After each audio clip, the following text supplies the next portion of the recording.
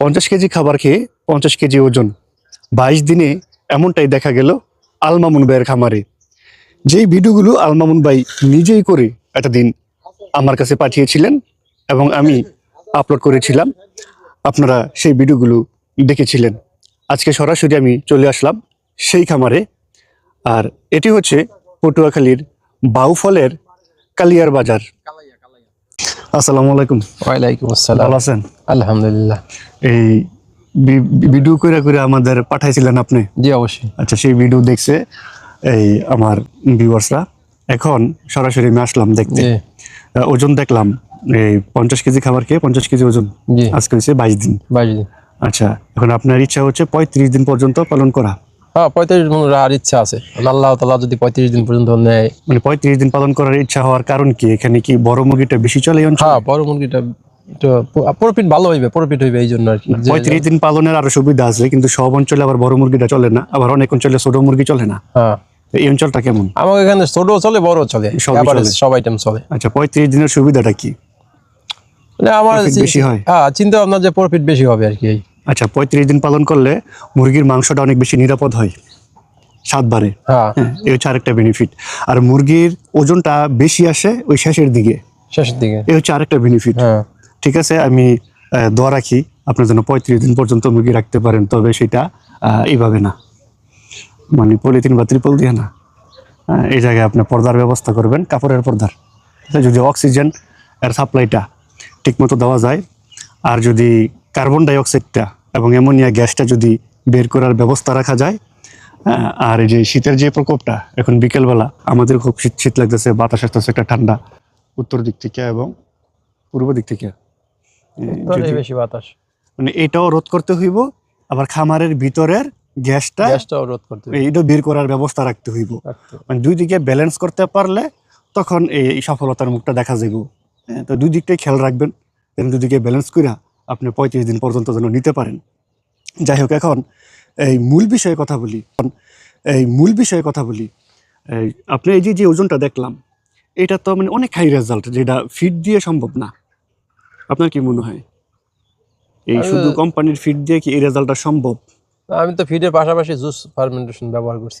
আচ্ছা, জুস ফার্মেন্টেশনটা একটু ক্লিয়ার করে, তো সবাই বুঝে না যে জুস ফার্মেন্টেশন কি। এটা আসলে বুঝার জন্য একটা নাম দেওয়া হয়েছে যে জুস ফার্মেন্টেশন। তো বিষয়টা হয়েছে একটা পানীয় তৈরি করছেন, হ্যাঁ এক ধরনের পানীয় তৈরি করছেন, হ্যাঁ যে পানীয়টা আপনি দিতেছেন। দিতে আছে। আচ্ছা, এই যে পানীয়টা তৈরি করছেন, এখানে কয়টা আপনার উপাদান আছে? এইটা এইখানে দিছি হচ্ছে চিনি, হুম, চিনি দিছি লবণ, আর লবণ দিইনি। লবণ দেন। চিনি, ইস্ট আর হচ্ছে ভিনেগার। ভিনেগার কি প্রথমে নাকি পরে? ভিনেগার দিছি পরে, আর চিনি আর ইস্ট একসাথে পরিমাণ মতো গোলাইয়া হুম পরে ড্রামে পরিমাণ মতো পানি দিয়া হুম পরে এই ড্রামের কিছু সময়ের জন্য রেখে দিছে। হ্যাঁ কিছু সময়ের জন্য আটকাইয়া তাপে রেখে দিছি। আচ্ছা, আমার প্রশ্নটা হইতেছে, এই যে আপনি একটা পানীয় তৈরি করে খাওয়াইছেন, এটার কোনো রেজাল্ট পাইছেন কিনা? হ্যাঁ রেজাল্ট ভালো মনে হয়। এই যে যেটা আপনি করলেন, যে উপাদানগুলোর নাম বললেন, এগুলো কি আব্দুর রহিমের কাছ থেকে কিনছেন? জি এই চিনি, না, ইস্ট? চিনি ইস্ট এগুলো তো কিনি নাই, আব্দুর রহিমের সাথে ওই যে সেফগার্ড আর বায়োটিক পাউডার কিনছিলাম। আচ্ছা, তো এই যে আপনি যে একটা পানীয় তৈরি করলেন, জি এটাতে আব্দুর রহিম ভাইয়ের কি ভূমিকা আছে? না, এখানে আব্দুর রহিম ভাইয়ের কোনো প্রফিট নাই, কিন্তু আব্দুর রহিম ভাই কখনো শিখাই কোনো কিছু দিছে। আপডেট হইলে আমার সাথে সাথে ফোন দিয়ে আরো মানে এই জিনিসটা আব্দুর রহিম সহযোগিতা ভাইয়ের কাছ করে। থেকে আপনি শিখছেন, শিখছি হ্যাঁ, কিন্তু এখানে ওনার মানে অর্থনৈতিক কোনো প্রফিট নাই। আচ্ছা, এই গেল একটা। হ্যাঁ, এখন এটা দিয়ে আপনি আসলে কতটুকু বেনিফিটেড হইছেন বা হচ্ছেন বা ভবিষ্যতে হবেন, এটা আশা করি আপনি যেভাবে আমাদের ভিডিও দিচ্ছেন এভাবে দিয়েন, তাহলে ইনশাআল্লাহ। ভবিষ্যতে জানা যাইব জি যে আপনি এটা দিয়া কোনো বেনিফিটেড হয়েছেন কিনা। হয়েছে কিনা। এই একটা গেল। হ্যাঁ, আর আরেকটা বিষয় হচ্ছে গিয়ে যে যেটা বলছেন যে সেফগার্ড। সেফগার্ড তো এটা একটা প্রোডাক্ট, এটা সম্ভবত ইন্ডিয়ান একটা প্রোডাক্ট, এটা আব্দুর রহিম ভাই বানায় নাই, না কিনে আনছে, ওনার মেডিসিনের ব্যবসা দোকানে রাখছে, আপনার এটা প্রয়োজন পড়ছে, আপনি কিনে আনছেন। জি এটা যে কোনো দোকান থেকে আপনি চাইলে কিনে নিতে পারেন। হ্যাঁ এটা যে কাজ করে হুম, অন্য কোম্পানির অন্য নামে বাজারে আছে না। হ্যাঁ আচ্ছা, সেটা আলাদা বিষয়, আপনার প্রয়োজন আপনি কিনে আনছেন। জি আর আরেকটা বিষয় হচ্ছে যে বায়োটিক, মানে আমরা তো মুরগিরে অনেক ওষুধই খাওয়াই। এখন উনি আবার কি করছে, উনি যেহেতু মেডিসিনের ব্যবসা করে, উনি কিছু মেডিসিন দিয়ে এক ধরনের একটা প্রিমিক্স মেডিসিন বানাইছে, যে এই মেডিসিনগুলো খাওয়াইলে দেখা গেছে আমরা যে অনেক রকম মেডিসিন খাওয়াই, তখন এই মেডিসিনগুলো লাগে না। এগুলোর প্রয়োজন পড়ে না, মানে ওই খরচটা দিয়ে আমরা ওই মেডিসিনটা না খাওয়াইয়া ওনার এখান থেকে এই মেডিসিনটা কিনা খাওয়াইলাম, এই তো বিষয়টা। জি। আচ্ছা, এখন ফার্মেন্টেশনের বিষয়ে আসেন। ফার্মেন্টেশন করতে যেমন লাগে এই যে আপনার ভুট্টা বা সয়াবিন, এগুলো তো আব্দুর রহিম বিক্রি করেন না? না না। আচ্ছা, এটা যদি খামারি খাওয়ায় এটার বেনিফিট আছে, এটা আলাদা দিকে আর গেলাম না, এই বিষয়ে বহুত ভিডিও তৈরি করছি ফার্মেন্টেশনের বিষয়ে। হ্যাঁ, তাহলে আর থাকলো কি, তাহলে তার কিছু থাকলো না। আচ্ছা, এইখানে রহিম ভাইয়ের পক্ষ থেকে প্রতারণার কি কি সুযোগ আছে? এনে প্রতারণার কোনো সুযোগ দেখি না। উনি কি এরকম কোনো বাধ্য করছে কিনা যে আমার কাছ থেকে মেডিসিন না কিনলে আমি আপনার ফর্মুলা দিব না না না, বা কোনো হেল্প medicine করবো না, এরকম কথা বলছে? না না, এরকম কোনো কিছু উনি যে আপনার এটা শিখাই দিচ্ছে যেভাবে কইরেন, এই জন্য টাকা নিছে কিনা? না না, কোনো কিছু মানে প্রশিক্ষণের জন্য কোনো টাকা নেয় নাই? কোনো কিছু না। তার মানে ওনার থেকে প্রতারণার কোনো সুযোগ নেই? না, কোনো আমার মন চাইছে, আমি আইনা ট্রাই করে দেখছি কি অবস্থা, মন চাইলে নিলাম, না মন চাইলে না, মন নাই। চাইলে নাই। নাই। বিষয়টা মন থেকে বলছেন হ্যাঁ, তো? মন থেকে। এটাই তো বিষয়টা নাকি? এটাই, ক্লিয়ার তো? এটাই। আচ্ছা, তো আমরা এই একটা বিষয় ক্লিয়ার হইলাম। আর আরেকটা বিষয় যেটা আমরা এটা 35 দিন পর্যন্ত পালন করব, আর এর মধ্যে উনি যে যে যে পানীয়টার কথা বলছে এটা উনি 35 দিন পর্যন্ত তো চালাইবো, তাই না? আশা তো তারপরে করতেছি, আমরা দেখি কি দেখি রেজাল্ট, আল্লাহ কি করে। এটা দেখা যাক কি রেজাল্ট। বর্তমান রেজাল্ট আলহামদুলিল্লাহ অনেক ভালো, যে 50 কেজি খাবার খেয়ে 50 কেজি ওজন অনেক ভালো। এখন শেষ পর্যন্ত এটা ধরে রাখতে পারে কিনা, হয় কিনা, হ্যাঁ সেটা আমরা দেখব। কিন্তু বর্তমান যে অবস্থা, এতে আপনি কতটুকু সন্তুষ্ট? আলহামদুলিল্লাহ। এরকম রেজাল্ট কি এই পদ্ধতিতে পালন না করলে পাওয়া সম্ভব হইতো কিনা? আমার মনে হয় না। আগে পালছেন? না, আমি তো এই শুরুই করছি এই পদ্ধতিতে।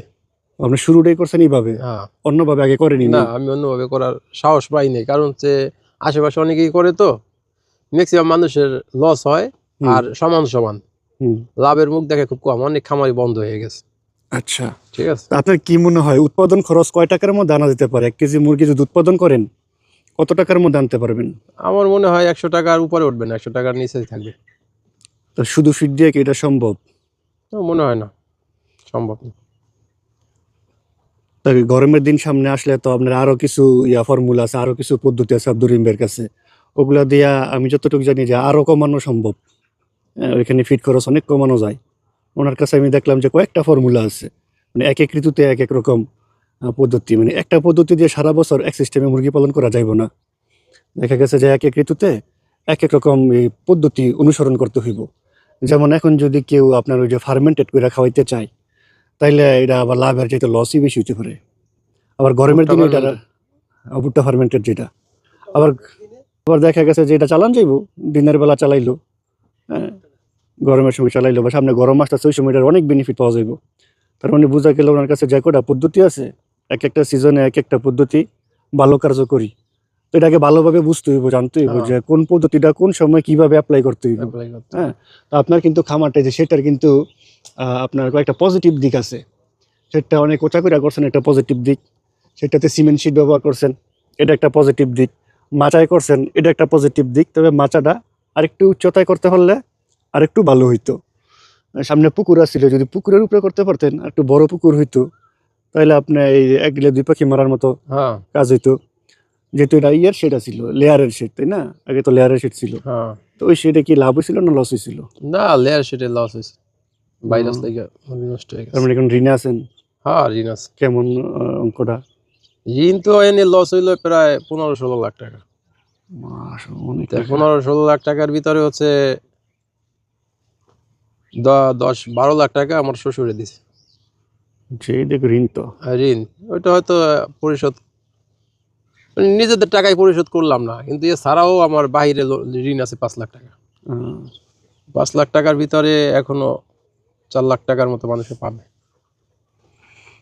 ও আরেকটা ভালো দিক যেটা আমার ভালো লাগছে আপনার একটা বিষয়, যে আপনি যেহেতু এই যে নতুন শুরু করছেন, আপনি প্রথমে এই 200 ব্রয়লার দিয়ে শুরু করছেন, এখন 500, এটা সফল হইলে 1000। হ্যাঁ, 1000। মার্শাল্লাহ, এটা শুনে কিন্তু আমার অনেক ভালো লাগছে। মানুষের কিন্তু ধৈর্য কম, হ্যাঁ বুঝছেন, ধৈর্য কম। এই যে আপনি ধাপে ধাপে যাইতেছেন, এটা কিন্তু মানে এই সফলতার আপনার এই যে একটা ধাপ, এটা হ্যাঁ, যে প্রথমে প্রশিক্ষণ নেওয়া, তারপরে জেনে শুনে ধীরে ধীরে অগ্রসর হওয়া, হ্যাঁ এটি কিন্তু সফলতার ধাপ। কিন্তু মানুষের মধ্যে ধৈর্য নাই। হ্যাঁ। মানুষ চায় এই যে এক লাফে গাছের উপরে উঠে যাইব, একবারে বড়লোক হয়ে যাইব। দেখা গেছে 1000 স্কোয়ার ফিট জায়গায় 1200 মুরগি রয়েছে। হ্যাঁ, 1.5 স্কোয়ার ফিট বা 2 স্কোয়ার ফিট তো দূরে থাক, ওরা 1 স্কোয়ার একটা মুরগি তুলতে চায় না। ওরা মনে করে যত বেশি মুরগি উঠাবো তত বেশি লাভ। লাভ। এমন চিন্তা করে। লাভটা দেখছে যে অন্য পাশের খামারি লাভ করছে, নিজেও একটা খামার করছে, কোনো প্রশিক্ষণের এই দরকার প্রয়োজনই মনে করে নাই। এমন বা ওই যে ডিলার বলছে যার আমি আছি না, আমি সব দেখাই দিব, কি করতে হবে সব আমি দেখাই দিব, তোমার চিন্তা নেই, তুমি খালি সেট করো। হ্যাঁ। এইভাবে করছে। তো আপনার এই বিষয়টা ভালো লাগছে, আপনি ধাপে ধাপে অগ্রসর হইতেছেন আস্তে আস্তে। এটা হচ্ছে গিয়া 2000 স্কোয়ার ফিটের শেড, না 1800 স্কোয়ার ফিট। 1800 স্কোয়ার, হ্যাঁ স্কোয়ার ফিট মাচার সিট। হুম। এটা একটা ভালো প্লাস পয়েন্ট, এবং আপনার সিস্টেমটা আমার ভালো লাগছে, ধীরে ধীরে অগ্রসর হওয়ার যে সিস্টেমটা, এটা ভালো লাগছে। তো ঠিক আছে আল মামুন ভাই, আমাদেরকে সময় দিলেন, এবং আপনার উসিলায় আল্লাহ তাআলা আমাদের এই জায়গায় যে রিজিকের ব্যবস্থা করছে, আমরা আল্লাহর কাছে শুকরিয়া এবং আপনার জন্য দোয়া। আপনি সামনে আগায় যান, ইনশাআল্লাহ দোয়া করবেন। তাহলে আজকে বিদায় নিতেছি। জি, ভালো থাকবেন, খোদা হাফেজ। আল্লাহ হাফেজ।